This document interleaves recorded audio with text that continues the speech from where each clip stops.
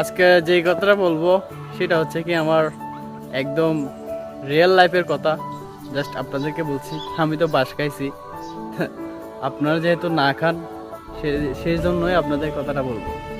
তো কথাটা হচ্ছে কি, আপনি যদি জীবনে সুন্দর করে বাঁচতে চান তাহলে জীবনেও মনের কথাটা কাউকে বলবেন না। যদি বলেন তাহলে তো বাস খাইছেন আমার মতো, সেটা হোক বড় ভাই কিংবা বন্ধু, যেই হোক না কেন, মনের কথা কোনোদিনও কাউকে শেয়ার করবেন না। ওই একটা কথাই আছে না, ভাবিয়া করিও কাজ, করিয়া ভাবিও না।